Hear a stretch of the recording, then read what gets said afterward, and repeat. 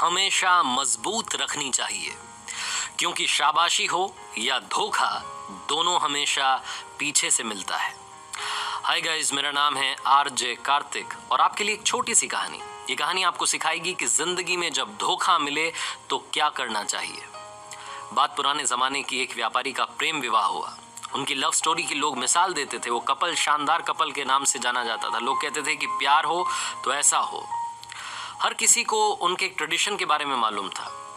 पूरे नगर में जब मशालें बुझ जाती थीं तब भी उनकी छत पर एक मशाल जल रही होती थी, पूरी रात जलती थी। उनके प्रेम के बारे में वहाँ के राजा रानी को भी मालूम था। एक दिन राजमहल की छत पर खड़े होकर के राजा साहब अपनी रानी के साथ में आकाश निहार रहे थे, चांद तारे देख रहे थे। उसके बाद में नीचे अपने नगर को देखा। अंधेरा था, लेकिन एक मकान की छत पर मशाल जल रही थी। दोनों ने एक दूसरे को निहारा। उसके बाद में चर्चा शुरू हुई। डिबेट होने लगी इस बात पर कि उस व्यापारी का जो प्रेम विवाह हुआ है, उस कपल के बारे में लोग कहते हैं कि बहुत प्यार है दोनों में। ये कैसे हो पा रही है, शादी इतनी सक्सेसफुली कैसे चल रही है। राजा ने कहा कि सारा जो साथ है वो पति दे रहा है। पति बहुत समझदार है, उसकी वजह से वो रिश्ता इतना खूबसूरत है। रानी ने कहा ऐसा नहीं है, पत्नी बहुत समझदार है, पत्नी बहुत सभ्य है, संस्कारी है, उसको समझ है कि रिश्ते को कैसे संभालना है, उसकी वजह से ये रिश्ता इतनी खूबसूरती से पनप रहा है। दोनों के बीच में डिबेट होने लगी। राजा ने कहा वाद विवाद करने से कुछ नहीं होगा, एक काम करते हैं, एक छोटी सी परीक्षा रखते हैं। रानी ने कहा ठीक है, क्या करना है बताइए। राजा ने कहा हम व्यापारी की भी और उसकी वाइफ की भी परीक्षा लेंगे और मालूम करेंगे कि दोनों के बीच में वाकई में प्यार है कि नहीं है। एक आइडिया इन्होंने तैयार किया। रानी ने अपनी एक दासी को अगले दिन व्यापारी के पास भेजा, अपने एक संदेश के साथ में, एक मैसेज के साथ में। वो जो दासी थी व्यापारी के पास गई और जाकर के कहा कि रानी साहिबा ने मुझे भेजा है और रानी साहिबा कह रही हैं कि अगर आप, मुझे कहते हुए थोड़ा सा हिचक हो रही है। व्यापारी ने कहा बोलिए ना, क्या बात है, क्या कह रही हैं रानी साहिबा। तो दासी ने कहा कि रानी साहिबा कह रही हैं कि अगर आप अपनी पत्नी की हत्या कर दें तो रानी जी आपसे शादी करने के लिए तैयार हैं। वो आप पर मंत्रमुग्ध हो गई हैं, आपसे मोहित हो गई हैं। व्यापारी ने कहा कि आप मेरी तरफ से उनसे माफी मांगिएगा और उनसे कहिएगा कि 1000 रानियां भी आ जाएं तब भी मैं अपनी पत्नी को नहीं त्याग सकता, जिंदगी भर उसके साथ रहूंगा, उसकी रक्षा करूंगा। वो दासी ये मैसेज लेकर के वापस रानी के पास आई। अब की बार जो थी बारी वो राजा की थी और अब टेस्ट होना था उस व्यापारी की पत्नी का। राजा ने एक नौकर को वहां भिजवाया, एक संदेश उसके साथ में भिजवाया। नौकर ने जाकर के उस व्यापारी की पत्नी को कहा उसी दिन उसके घर पहुंच करके कि एक संदेश राजा साहब ने भिजवाया है और वो कह रहे हैं कि अगर आप अपने पति की हत्या कर दें तो राजा साहब आपसे विवाह कर लेंगे और आपको हमारे राज्य की रानी घोषित कर देंगे। जो व्यापारी की पत्नी थी उसने कहा कि आज रात में 2 से 3 बजे के बीच में हमारे घर की छत पर जो मशाल जलती रहती है वो बुझ जाएगी और जब वो बुझ जाए तो समझ जाइएगा कि मैंने अपने पति की हत्या कर दी है। मैं राजा साहब का ये जो प्रस्ताव है इसे मानने के लिए तैयार हूं। नौकर ये मैसेज लेकर के दौड़ करके राजमहल गया, राजा को बताया कि वो व्यापारी की पत्नी आपका प्रस्ताव स्वीकार कर चुकी है और आज रात में वो अपने पति की हत्या कर देगी, उसने कह दिया है। राजा ने फटाफट से अपने सैनिकों की एक टुकड़ी तैयार की और कहा कि देखिए हमें बचाव के लिए तैयार रहना है। जैसे वो मशाल बुझेगी फटाफट से उस व्यापारी घर में जाना है, उसको बचाना है, उसकी जान बचानी है। सबने कहा ठीक है। राजा राजमहल की छत पर चढ़ा, रानी भी साथ में थी। दोनों देख रहे थे कि क्या वाकई में वहां मशाल बुझेगी या नहीं बुझेगी।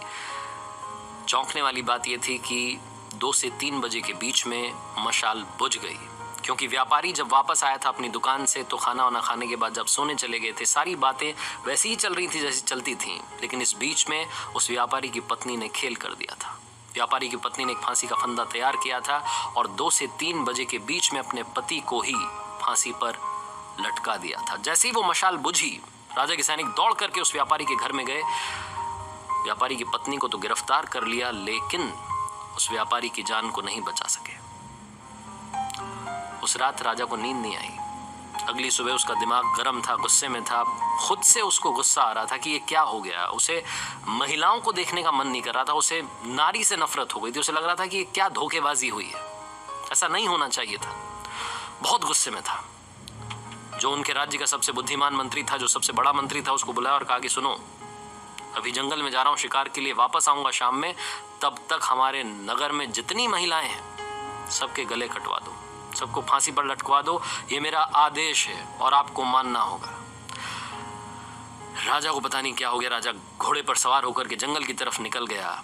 यहाँ मंत्री के होश उड़ गए। उसे समझ नहीं आया कि ये क्या हो रहा है। राजा साहब ने क्या उलूल जुलूल सा आदेश दे दिया, उन्हें महिलाओं से नफरत हो गई है। मंत्री अपने बूढ़े पिता के पास गया, जो कि एक वक्त में उस राज्य का मंत्री था, और जाकर के कहा कि पिताजी, राजा पागल हो गया है। राजा कह रहा है कि जितनी भी नारियां हैं, जितनी महिलाएं हैं, उन्हें खत्म कर दो। उसे नारी जाति से नफरत हो गई। वो जो बूढ़ा पिता था उस मंत्री का, उन्होंने कहा कि बेटा एक काम करो, सबसे पहले तो तुम छुप जाओ, क्योंकि राजा आएगा तो गुस्सा तुम पर निकालेगा। मैं उससे बात कर लूंगा, तुम परेशान मत होना। शाम में राजा वापस आया और आकर के देखता है कि उसके नगर में वैसे ही महिलाएं घूम रही हैं। उसका गुस्सा और बढ़ गया। अपने राजमहल में मंत्री को ढूंढा, नहीं मिला तो उसके घर पहुंचा। घर जाकर के पूछा तो मालूम चला कि मंत्री वहां नहीं था। वहां था उस मंत्री का बूढ़ा पिता। उस मंत्री के बूढ़े पिता के पास राजा गया। उस मंत्री के बूढ़े पिता ने कहा, राजा साहब की जयकार हो। राजा साहब कैसे आना हुआ?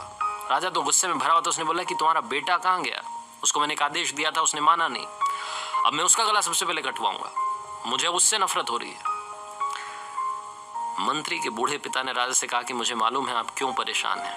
आपके एक फैसले की वजह से एक व्यक्ति की जान चली गई, और आपके सामने जो आपको लगता था कि प्यार वाला रिश्ता है, वो धोखेबाजी वाला रिश्ता निकला है। आप वो जो धोखा मिला है उससे परेशान हैं। इस बात से आपको अंदर ही अंदर इस बात ने इतना परेशान कर दिया है कि आप सारी नारियों को खत्म करना चाहते हैं। लेकिन राजा साहब, आपका आदेश माना जाए उससे पहले, क्योंकि मैं आपके पिताजी के राजपाट जब उनका था उस वक्त मैं मंत्री था, तो मेरी एक छोटी सी बात सुन लीजिए। कहानी मैं आपको सुना देता हूँ, आपको सब समझ में आ जाएगा। राजा ने कहा, सुनाइए फटाफट से, क्या बात है आपके पास। तो उस मंत्री के बूढ़े पिता ने, जो एक वक्त में उस राज्य का मंत्री था, उसने एक छोटी सी कहानी सुनाई। उसने कहा कि राजा साहब, एक बार मैं आपके पिताजी के साथ में शिकार के लिए निकला था। हम रास्ता भटक गए थे। मैं जंगल में अंदर की तरफ चला गया, मुझे बाहर निकलने का रास्ता नहीं मिल रहा था। तभी मैंने देखा कि एक योद्धा अपने घोड़े पर सवार होकर के आया। उसने रस्सी मुझ पर फेंकी और मुझे बांध करके अपने साथ ले गया। मुझे पता नहीं था कि कहाँ ले जा रहा है। मुझे कब्रिस्तान में लेकर के गया। जब कब्रिस्तान में लेकर के गया तो मुझे लगा कि मेरा खेल यहीं खत्म होगा। मैंने बहुत अपनी जान बचाने की कोशिश की, लेकिन वो बहुत ताकतवर था। एक कब्र के पास में, उस कब्र के ठीक नीचे की तरफ, उसने गड्ढा खोदना शुरू किया और मुझसे कहा कि चुपचाप मेरा साथ दो। हमने मिलकर के वहां 2 कब्रें खोदी। मुझे तो समझ में आ गया था कि एक में तो मुझे दफनाया जाएगा, मेरी मौत होने वाली है। दूसरी में किसको दफनाया जाएगा मुझे पता नहीं था। वो जो योद्धा था, वहीं पास में खंडहर था, फटाफट से दौड़ के गया उसकी छत पर। उसने मुझे घोड़े से बांध रखा था और उस छत पर से एक सरकटी लाश नीचे फेंक दी। मैं डर गया, क्योंकि वो जिसकी लाश थी, ऐसा लग रहा था कि अभी भी उसका मर्डर हुआ है, अभी भी उसकी हत्या की गई है। वो योद्धा उतर करके वापस नीचे आया और मुझसे कहा कि सुनो, इसको दफनाना है। वो जो एक कब्र थी, उसके पैरों की तरफ वो जो सरकटी लाश थी, उसको दफना दिया गया। मैं डर रहा था राजा साहब। मुझे लगा था कि जो दूसरी कब्र है, इसमें मुझे दफनाया जाएगा। लेकिन उस योद्धा ने जो मुंह पर कपड़ा बांधा हुआ था उसे हटाया। वो एक खूबसूरत कन्या थी, महिला थी। उसने कहा कि घबराओ मत, मुझे मालूम है तुम कौन हो। तुम इस राज्य के मंत्री हो और इस राज्य के राजा को जाकर के मेरा संदेश देना। उनके एक राजकुमार ने मेरी हंसती खेलती जिंदगी को बर्बाद कर दिया, और राजकुमार मुझे पाना चाहता था, इसलिए मेरे पति की हत्या कर दी। ये मेरे पति की कब्र है, जिसके नीचे एक और कब्र मैंने खोदी है, और ये जो लाश है, ये उसी राजकुमार की लाश है जिसे हमने दफना दिया है।